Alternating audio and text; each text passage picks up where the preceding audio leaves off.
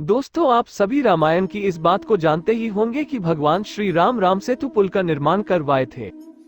लेकिन क्या आपको पता है कि राम सेतु का निर्माण कैसे हुआ था?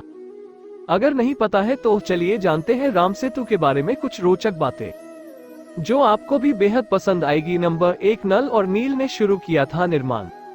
भगवान राम की सेना लंका तक पहुंच सके, इसके लिए समुद्र पर पुल बनाने का कार्य वानर सेना के दो सर्वश्रेष्ठ वानर नल और नील ने इसके लिए सबसे पहले रामेश्वरम समुद्र में पत्थर फेंके थे। दरअसल नल और नील भगवान विश्वकर्मा के पुत्र थे, जिन्हें उस वक्त के निर्माण कार्यों की बारीकियों के बारे में भली भांति ज्ञान था। उन्होंने पूरी वानर सेना के साथ मिलकर इस पुल का निर्माण किया। नंबर 2, पत्थर पर लिखते थे। श्री राम सेतु बंधन के लिए नल और नील जो पत्थर समुद्र में फेंकते थे, उस पर वह पहले श्री राम लिखते थे तो वह पत्थर डूबते नहीं थे। इसके अलावा पुल के निर्माण में अन्य जरूरत की चीजों में वृक्ष और पत्थर लाने का काम अन्य वानर करते थे। नंबर 3, नल कुबेर को मिला था शाप। रामायण में बताया गया है कि बचपन से ही नल और नील दोनों बहुत शरारती थे। ये दोनों इतने नटखट थे कि ऋषियों का सामान समुद्र में फेंक दिया करते थे। वस्तु डूब जाने के कारण ऋषियों को परेशानी होती थी। फिर ऋषियों ने इन्हें शाप दिया, तुम्हारा फेंका सामान जल में डूबेगा नहीं। उनका ये शाप सेतु निर्माण के वक्त लाभदायी साबित हुआ, इसलिए नल और नील जो पत्थर फेंकते थे वे डूबते नहीं थे।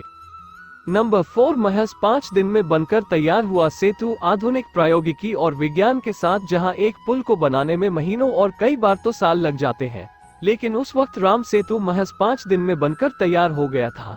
सेतु की लंबाई करीब 100 योजन है। पुराने समय में योजन दूरी नापने का पैमाना होता था। एक योजन में 13 से 14 किलोमीटर होता है। प्रभु श्री राम की वानर सेना की लगन और ईश्वर की शक्ति की बदौलत यह संभव हो पाया। नंबर 5, भगवान राम का पत्थर डूब गया। सेतु निर्माण के वक्त जब भगवान राम ने स्वयं एक पत्थर डाला तो वो डूब गया था। हनुमान जी ने तब राम जी को रहस्य बताया कि भगवान, जिस पर आपका नाम लिखा है वो तो तैर जाता है, लेकिन जिसे आपने फेंक दिया है उसका डूबना तो तय ही है। राम जी हनुमान जी के इन वचनों से बड़े ही प्रसन्न हुए थे। तब जाकर वानर सेना के द्वारा पुल निर्माण का प्रस्ताव लाया गया। नंबर 6, खुद भगवान ने भी किया था व्रत। सेतु का निर्माण सफल हो और वानर सेना की मेहनत बेकार न जाए, इसके लिए प्रभु श्री राम ने खुद विजया एकादशी का व्रत किया था, जिसके बारे में बगदलव्य ऋषि ने भगवान राम को बताया था। नल तथा नील की मदद से पूरी वानर सेना तमाम प्रकार की योजनाएं बनाने में सफल हुई। अंत में योजनाओं का चुनाव करते हुए पुल बनाने का सामान एकत्रित किया गया। पूरी वानर सेना आसपास से पत्थर, पेड़ के तने, मोटी शाखाएं एवं बड़े पत्ते तथा झाड़ लाने में सफल हुई। नंबर 7, जब सागर को सुखाने के लिए चलाया बांध, भगवान राम ने 3 दिनों तक व्रत रखकर सागर की उपासना की थी, ताकि सागर जल के बीच सेना ले जाने के लिए मार्ग प्रदान करे। जब सागर नहीं माना तो राम जी सागर को सुखा देने के लिए अमोघ बांध चलाना चाहा। तब सागर प्रकट हुआ और समुद्र पर सेतु बनाने का सुझाव दिया। सागर ने ही राम जी से नल नील की खूबी बताई। समुद्र देव ने बताया, श्री राम, आप अपनी वानर सेना की मदद से मेरे ऊपर पत्थरों का एक पुल बनाए। मैं इन सभी पत्थरों का वजन संभाल लूंगा।